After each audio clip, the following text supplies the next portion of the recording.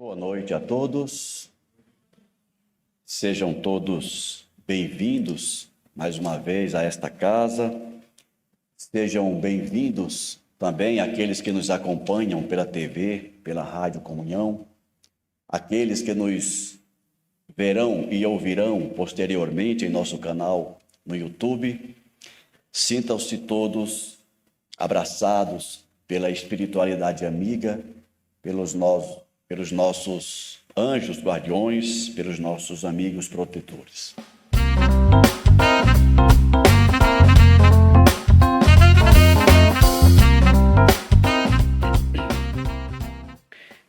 A leitura que o nosso dirigente acabou de fazer, João Abadio, vem ao encontro da nossa temática para a reflexão de hoje. E a leitura que ele traz, do Hilário Silva, é a cara de nós espíritas. Em que sentido? O espírita, principalmente aquele que está chegando agora para a doutrina, ou aquele que não se dedicou ainda devidamente aos estudos, costuma arrumar um culpado para tudo que dá errado na sua vida. E a culpa de tudo que dá errado na sua vida, normalmente, é alguém que nós chamamos de obsessor. Já perceberam isso? Tudo é culpa do obsessor. Tem uma outra história que conta-se que certa vez uma pessoa estava fazendo um tratamento desobsessivo numa casa espírita e, para ela, similar à história que João contou, o obsessor era o seu marido desencarnado.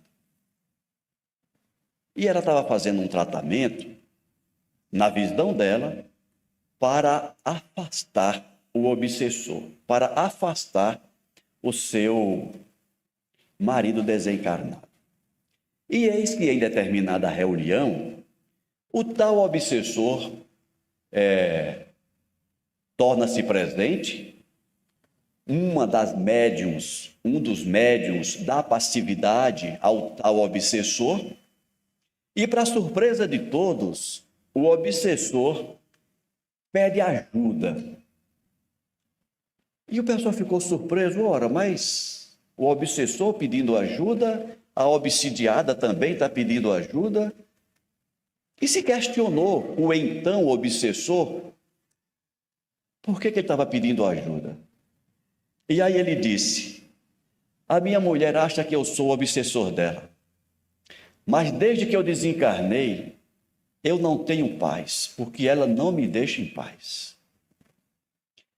Desde que eu me fui, ela não para de lamentar a minha partida, de chorar a minha partida, e ela não para de pensar em mim um minuto sequer.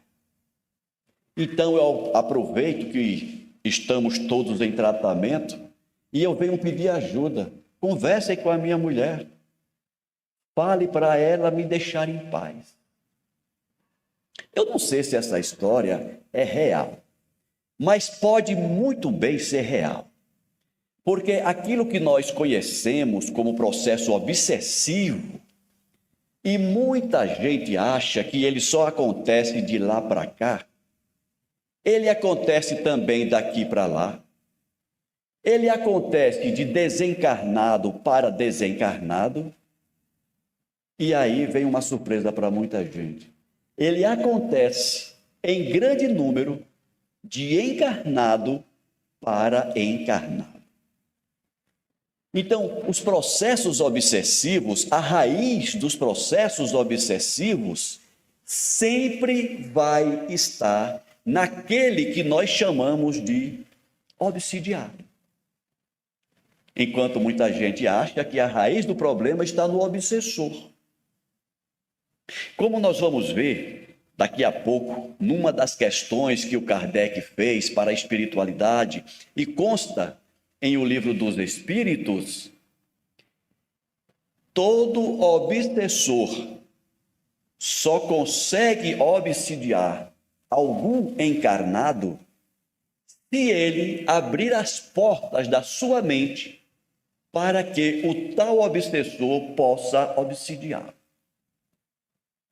Essa informação, ela é de suma importância, porque nós vemos as casas espíritas abarrotadas de pessoas, de irmãos e irmãs nossas, em busca do tal tratamento desobsessivo. E muitas vezes, as pessoas que vão à casa espírita fazer um tratamento desobsessivo e recebem a orientação para assistir palestras públicas, recebem a orientação para ler livros espíritas, recebem a orientação para estudar as obras básicas. E eu já ouvi de alguns dizer assim: ora, eu estou com problema, eu estou sendo obsidiado, eu venho a casa em busca de ajuda para fazer um tratamento, e o amigo lá do atendimento fraterno me mandou assistir palestra, me mandou ler livro e me mandou estudar. E esse especificamente que comentou isso comigo, eu comentei: então você não entendeu ainda o que é um tratamento desobsessivo. Porque a raiz de todos os nossos problemas, não apenas obsessivos, se chama ignorância, falta de conhecimento. E nesse pacote está também os problemas obsessivos. E se nós queremos erradicar a causa desses problemas, nós temos que conhecer e reconhecer as causas. No caso dos problemas obsessivos, nós precisamos conhecer a dinâmica da vida espiritual, as relações que existem entre o plano espiritual e o plano físico, para que nós possamos colaborar com a solução daquilo que nós chamamos de problema. Porque, na maioria, se não em todos os casos, a razão do processo obsessivo, o gatilho que starta o processo obsessivo, está no obsidiado, atraindo por seus pensamentos, por suas palavras, por suas atitudes, por seus comportamentos, atraindo espíritos desencarnados que, por afinidade de pensamento e de comportamento, o buscam por companhia. E aí, quando a companhia que nós mesmos atraímos para nós começa a nos incomodar, nós queremos se livrar dessa companhia. Temos o direito de querer nos afastarmos dele? Claro que temos. O engano está quando nós pensamos que nós vamos nos afastar dessas companhias desagradáveis apenas fazendo um tratamento espiritual na esperança de que os bons espíritos peguem aquele espírito, o chamado obsessor, tirem ele de perto de nós e o encaminhem para algum lugar longe de mim. Aí está o engano. Por isso que em todo tratamento desobsessivo, sempre vamos receber essas orientações. Assista a palestra, leia livros espíritas, estude a doutrina espírita para que você entenda as causas do processo que hoje está te incomodando. Se não, vai ser um eterno enxugar gelo. Nós vamos ficar fazendo tratamentos desobsessivos continuamente e nada se resolve. Eu já ouvi, e aí não foi história que me contaram, numa reunião mediúnica em que eu participava, uma reunião de desobsessão, o irmão desencarnado que foi trazido até a nossa reunião para conversarmos com ele, e de tal forma similar àquela que contamos no início, o tal obsessor disse: mas vocês querem que eu me afaste dela? Mas eu não consigo me afastar dela porque ela me atrai com seus pensamentos, com as suas práticas diárias, com os seus comportamentos diários. Então, uma coisa que nós aprendemos quando estudamos doutrina espírita é que todas as relações entre nós, independentes de estarmos encarnados ou desencarnados, se dão por afinidade. Nós nos atraímos uns aos outros por afinidade. Da mesma forma que acontece entre nós encarnados. Ora, se você gosta, por exemplo, de futebol, você torce pelo seu time, gosta, não perde um jogo, está sempre indo aos estádios, usa a camisa do seu time, coloca um emblema do seu time na janela do seu carro. Você vive futebol.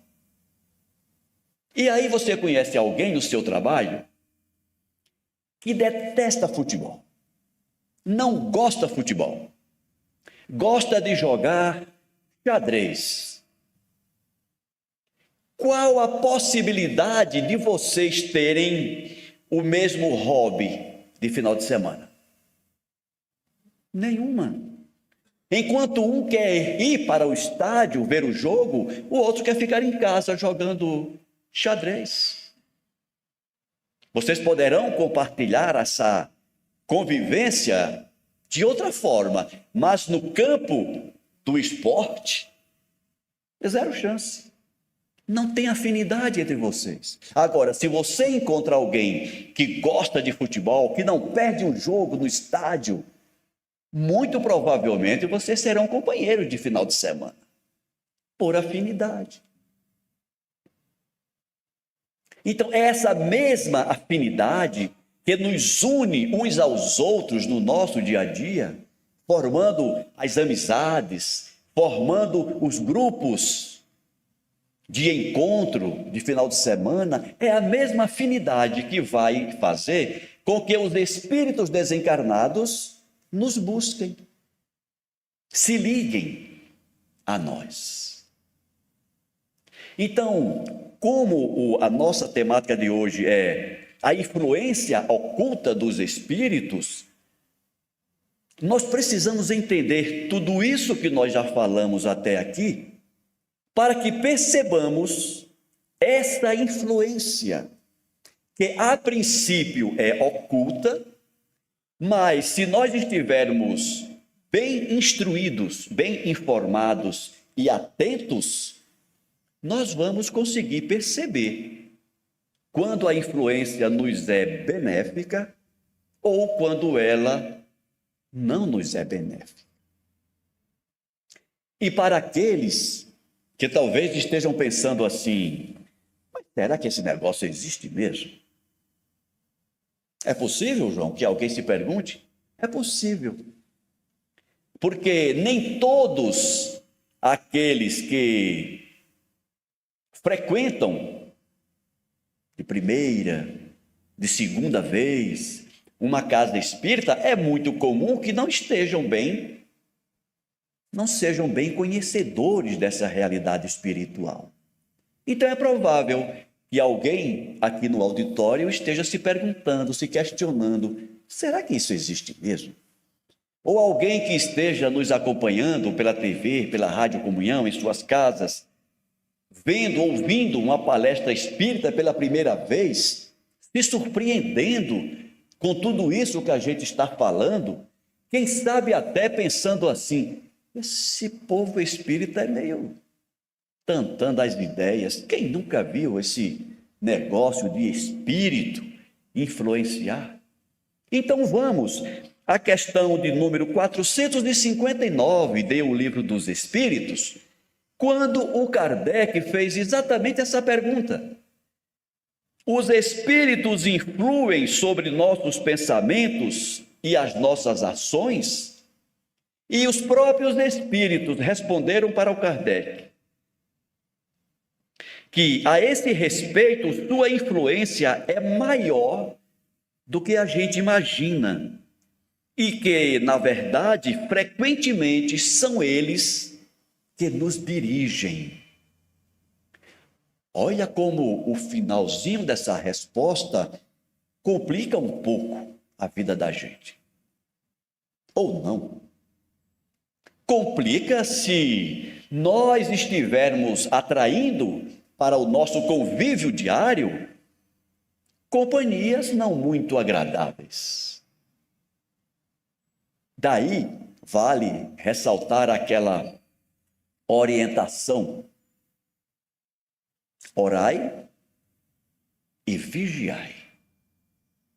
Vigiemos quais são as companhias que nós estamos atraindo para o nosso convívio. Vigiemos nossos pensamentos, porque os nossos pensamentos dirão muito sobre as companhias que eu estou atraindo para mim. Vigiemos nossas conversas, vigiemos os bate-papos que eu costumo alimentar com os meus colegas, com os meus familiares. Vigiemos as minhas práticas, os meus comportamentos, porque tudo isso são atrativos para as companhias espirituais que eu tenho, embora não queira ter. Mas em termos de aproximação espiritual, de encarnado ou desencarnado, não vale muito eu dizer: eu não quero essa companhia, porque essa companhia vai se aproximar de mim pelo que eu penso e pelo que eu faço, e não pelo que eu digo. Tem inclusive uma frase, não vou lembrar agora quem a pronunciou, mas a frase diz assim: o que você faz fala tão alto aos meus ouvidos que eu não consigo ouvir o que você diz. Olha que interessante.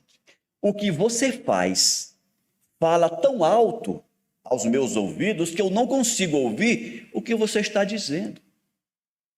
Eu ouço, eu vejo, eu percebo o que você faz. Então, em termos de aproximação espiritual, 100% correta essa frase. Para os espíritos, não vai valer aquilo que eu digo. Ah, eu acredito em Deus. Ah, eu quero a companhia dos bons espíritos. Eu quero ser uma pessoa melhor. Eu posso dizer isso a todo tempo. Mas eles observam a nossa prática, o meu sentimento. Essa é a verdadeira importância do vigiai e orai. Na sequência do Livro dos Espíritos, nós vamos agora lá na questão 466, quando Kardec perguntou: por que Deus permite que os espíritos nos excitem ao mal?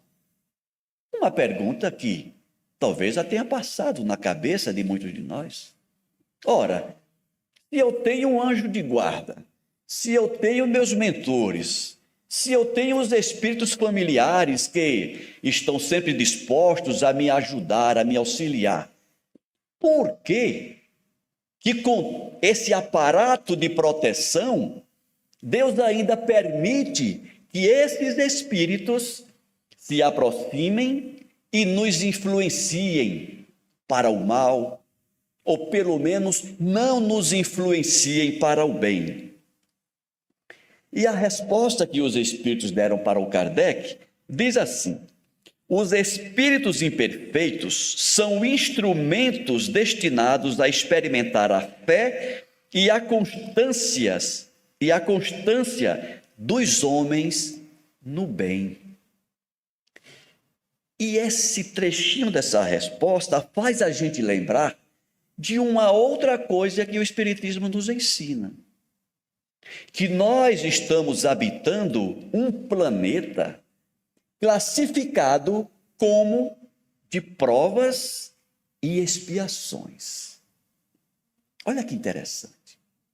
É por isso que Deus permite que esses espíritos se aproximem de nós e nos influenciem. Porque se nós estamos num planeta de provas e expiações, é porque nós estamos precisando ser provados.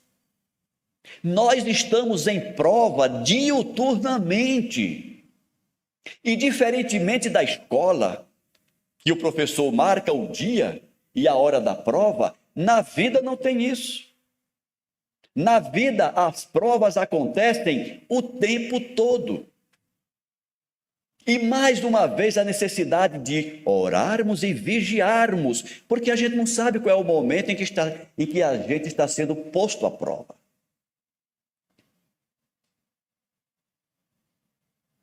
E eu estou ouvindo alguém pensar assim: mas é muito difícil a vida do ponto de vista espírita. E eu digo, concordo com você. É difícil, não é fácil. Se fosse fácil, nós reencarnaríamos aqui 1, 2, 3 vezes e a gente já estava lá nos mundos felizes. Por isso que o processo reencarnatório é tão longo. Por isso que a misericórdia de Deus é infinita para conosco. Porque Ele sabe que não é fácil. Não é fácil a gente se preocupar com a família, com a manutenção da casa, em ser competente no nosso trabalho, em ser competitivo em algumas profissões, ser honesto, ser justo, ser proativo, atentar para os perigos, corresponder às demandas que vêm de inúmeros setores da vida. É muito difícil. Mas os espíritos continuam com a resposta: tu, sendo espírito, deves progredir na ciência do infinito, e é por isso que passas pelas provas do mal para alcançar o bem. Imagine o seguinte: alguém que chega até nós, ouvindo essa conversa que a gente está tendo, e diz assim: olha, se a vida é difícil para vocês, para mim não é, diria essa pessoa. Por exemplo, diria essa pessoa: eu não tenho problema de relacionamento com ninguém. E depois a gente vai descobrir que essa pessoa, ela mora sozinha e não interage com ninguém. Ela vive isolada na vida dela. E aí eu pergunto: qual o mérito que tem essa pessoa para dizer Eu não tenho problema de relacionamento com ninguém se ela não se relaciona com ninguém.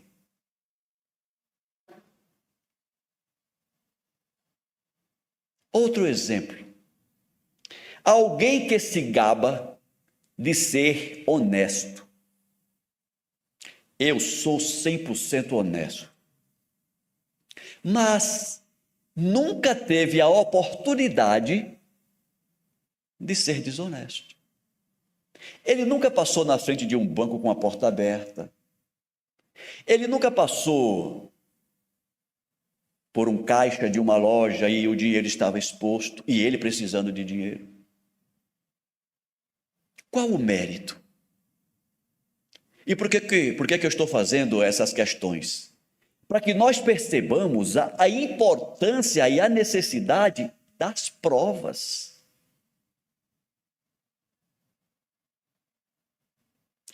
Eu sou uma pessoa paciente. Ok. Como é o teu relacionamento com a tua esposa? Eu não tenho esposa. É fácil. Eu sou uma mulher paciente. Como é o teu relacionamento com teu marido? Não, eu escolhi viver sozinha. Eu não tenho marido exatamente para não ter esse problema. Cadê o mérito?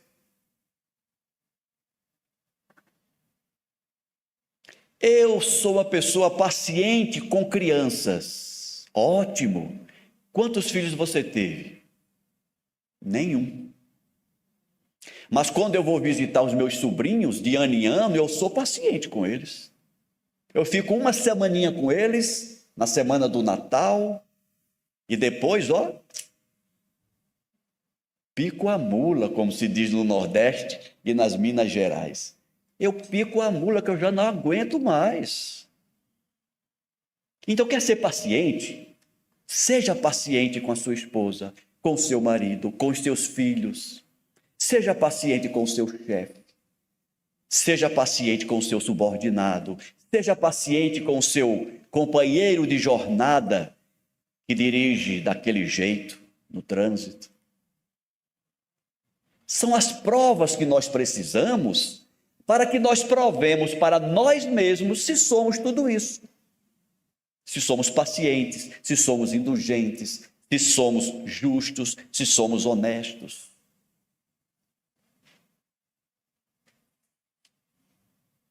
E continua a resposta. Eles não podem te ajudar. Nossa missão é de colocar-te no bom caminho. E quando as más influências agem sobre ti, é que as atraís pelo desejo do mal, porque os espíritos inferiores veem em tua ajuda no mal, veem em tua ajuda no mal, quando tens vontade de praticá-lo.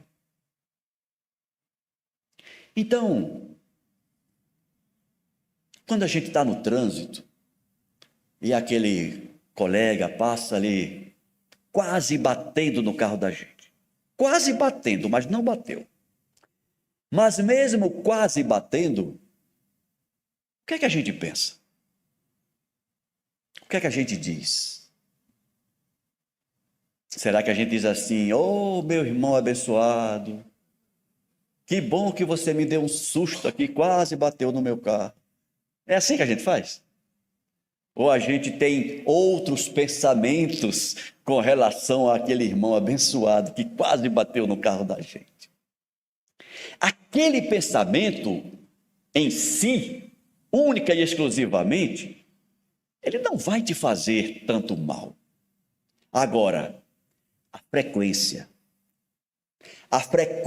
com que ele acontece vai robustecendo a tua relação com os desencarnados que veem naquele teu comportamento, naquela tua reação, um chamamento para eles. É mais ou menos assim. Quando você pega o celular e sem querer toca ali no número e chama uma vez a outra pessoa. Aí você viu, opa, disquei errado. Vai lá e desliga. Se tocou apenas uma vez, é provável que a pessoa olhe assim, tocou só uma vez, deixa lá, né? Mas se tocar uma vez, 2 vezes, 3 vezes, o que é que a gente pensa? Tem alguém querendo falar comigo. Aí a gente atende e faz a conexão. Não é assim que funciona? Então, quando você esbraveja no trânsito uma vez, 2 vezes, 3 vezes, todo dia, várias vezes no dia, é como que se você estivesse discando lá para o celular do teu futuro obsessor. Ele está dizendo assim: o Ricardo está me chamando. Esse pensamento dele, essa reação dele, constante, está me chamando. Então eu vou fazer companhia para o Ricardo. Por isso que nós recebemos a influenciação espiritual, não porque os espíritos nos elegem indiscriminadamente para nos acompanharem, não. Eles vêm porque nós os chamamos. Então, se você quer se livrar das influências maléficas dos espíritos desencarnados, observe o que você está fazendo no seu dia a dia. Observe se os seus pensamentos, se as suas conversas, se os seus comportamentos, se as suas atitudes não estão fazendo ligação lá para esses irmãos desencarnados. Observe se você não está convidando-os para participar da sua vida. É só assim que nós vamos nos livrar das influências maléficas e, consequentemente, atrair as influências benéficas. E se alguém estivesse perguntando, mas e o meu anjo de guarda? Onde é que ele está? Ele está no lugar dele, com o celular dele, esperando que você ligue para ele. Porque se tem uma coisa que os nossos anjos de guarda são, é respeitosos para com o nosso livre-arbítrio. Eles nos respeitam. Eles estão à nossa disposição. Mas se nós escolhermos outro tipo de companhia, para eles está tudo bem. Livre-arbítrio. Anjo de guarda não é um guarda-costa que você contrata. O anjo de guarda é um irmão que nos ama, que se propõe a nos acompanhar durante a encarnação e muitas vezes depois dela, porque eles querem nos auxiliar no processo de aprendizagem e de evolução. Mas eles sabem da importância do nosso amadurecimento enquanto espíritos individuais. Eles sabem da importância do amadurecimento da nossa autonomia enquanto um ser pensante, livre e autônomo que somos. Então eles estão à nossa disposição, se nós quisermos a sua companhia. Se não,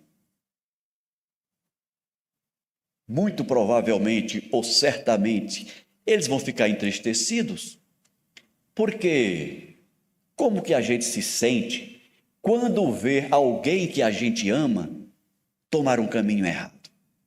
A gente não sofre?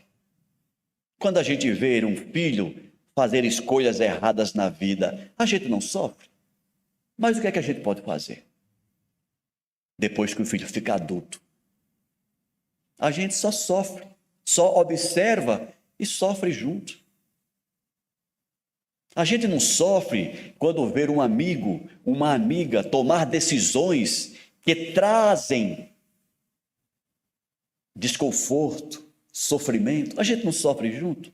Assim também sofre os nossos anjos de guarda.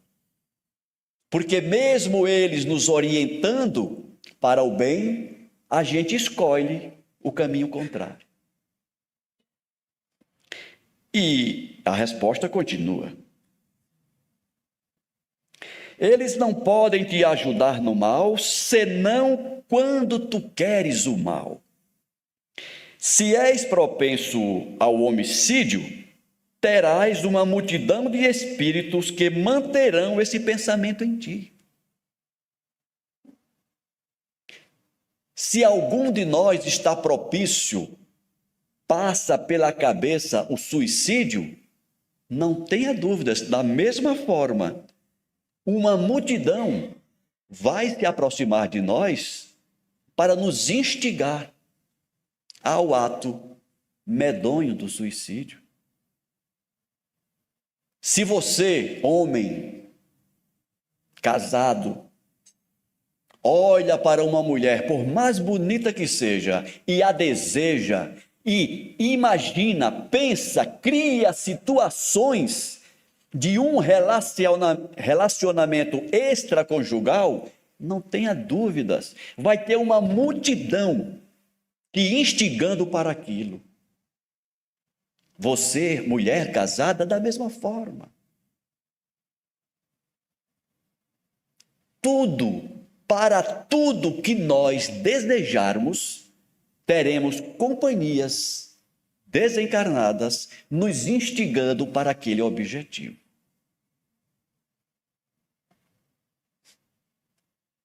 Mas também terás outros que se esforçarão em te influenciar para o bem, o que faz estabelecer a balança e te deixa o comando da decisão.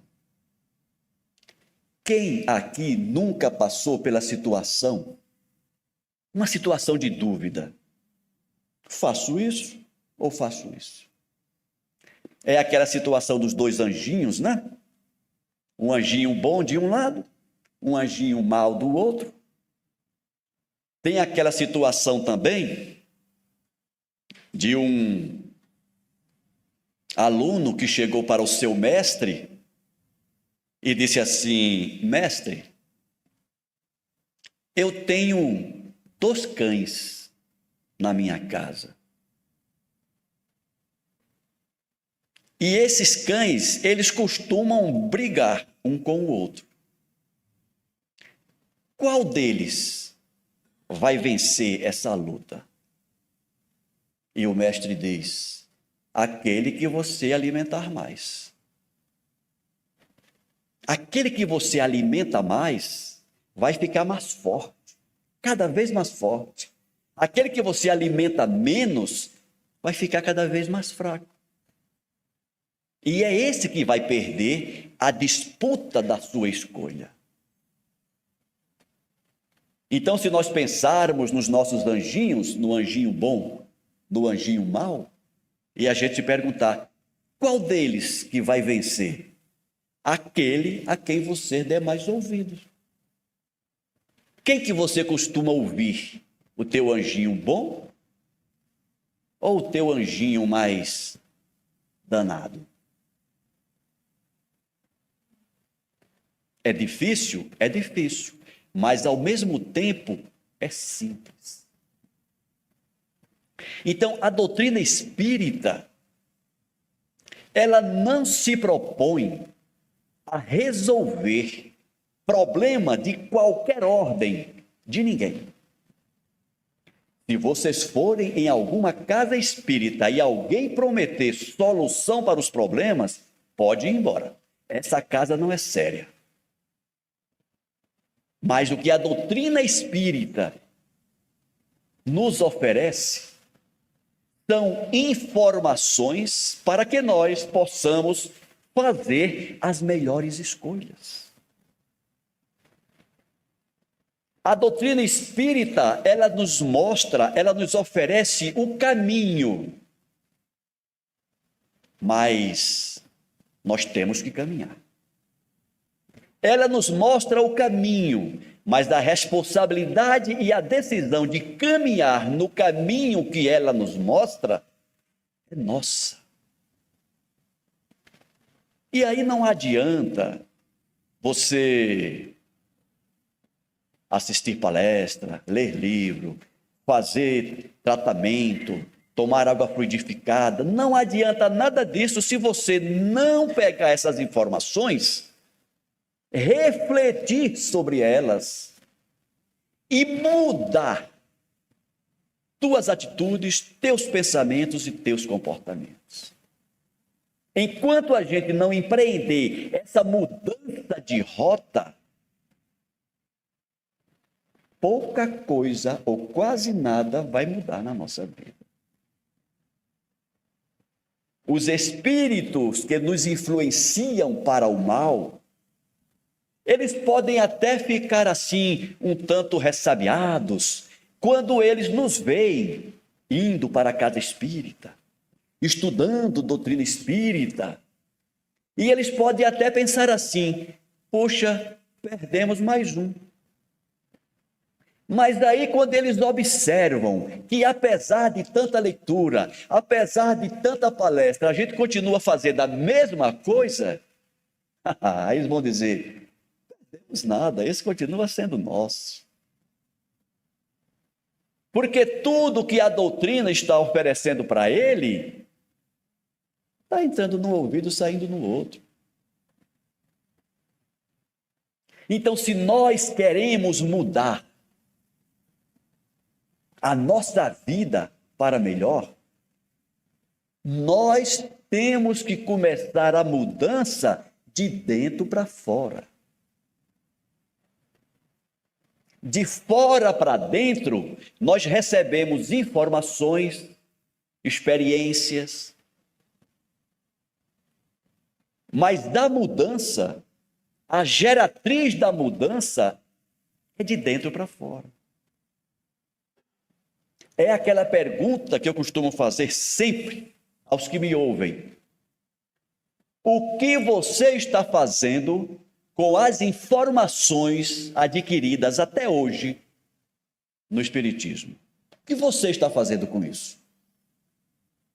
O que mudou na sua vida em termos de pensamentos, atitudes e comportamentos desde que você conheceu a doutrina espírita? O que mudou? Se você tiver dificuldade para responder essa pergunta, é porque não mudou muita coisa. E se não mudou muita coisa, você não mudou nada. E aí, todas as informações que você tem, do ponto de vista intelectual, não vão servir para nada do ponto de vista moral. Porque informação que não promove mudança no indivíduo não gera conhecimento. Não gerando conhecimento, não gera sabedoria. Não transforma, não muda nada. Esta é uma tônica que nós precisamos repetir sempre. Repetir sempre, para que nós não desperdicemos o tempo que Deus, em última instância, que a natureza está nos dando nesta encarnação, para que façamos as reformas que precisamos fazer, para que quando nós retornemos para o plano espiritual, nós possamos identificar alguma melhora. Como diz, se não me engano, o Dr. Bezerra de Menezes, ou Manuel Filomeno de Miranda, um dos maiores sofrimentos do espírito, quando ele volta ao plano espiritual, é a consciência do tempo perdido. Caramba!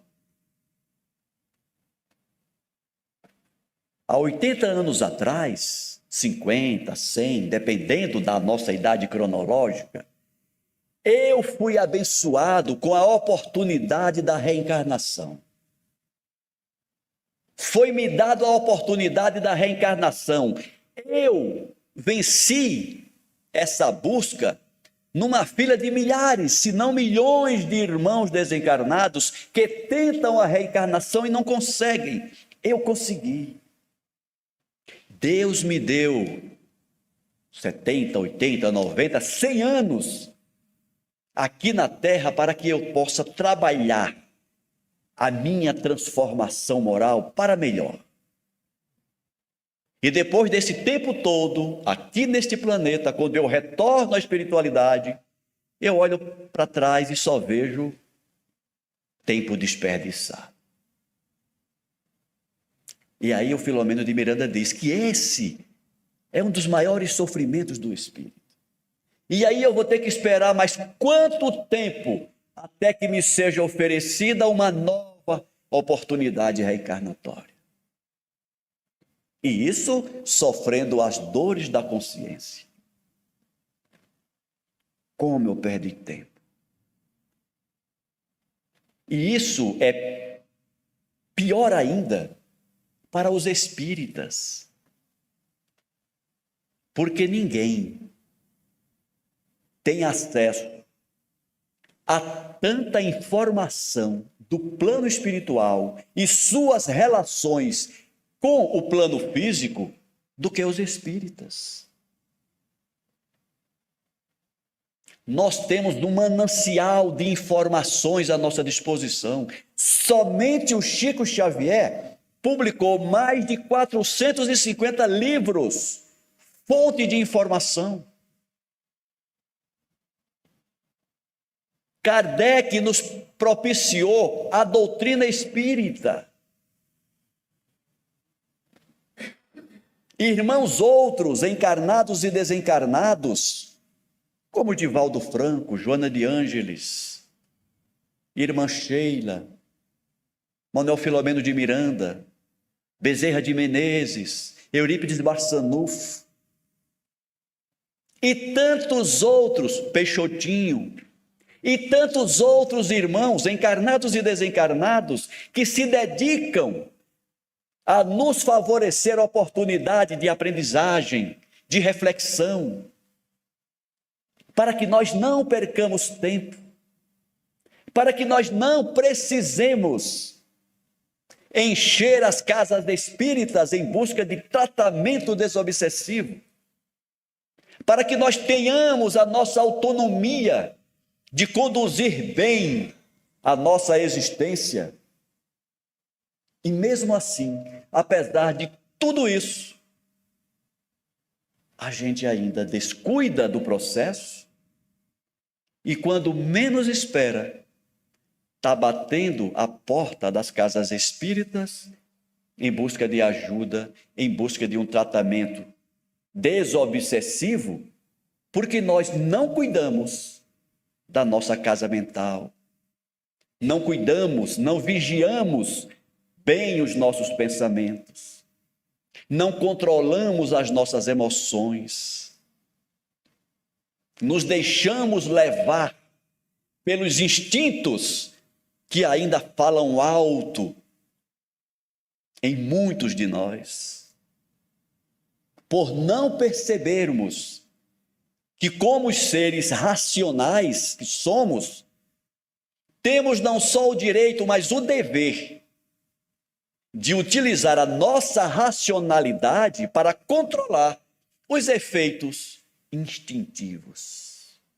Nós já passamos dessa fase de nos deixarmos levar pelos instintos.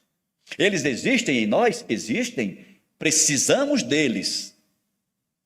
O que nós não precisamos é que eles nos controlem, que eles nos dominem. Por isso que nós temos a razão para controlar os instintos e não deixar que eles compliquem a nossa história.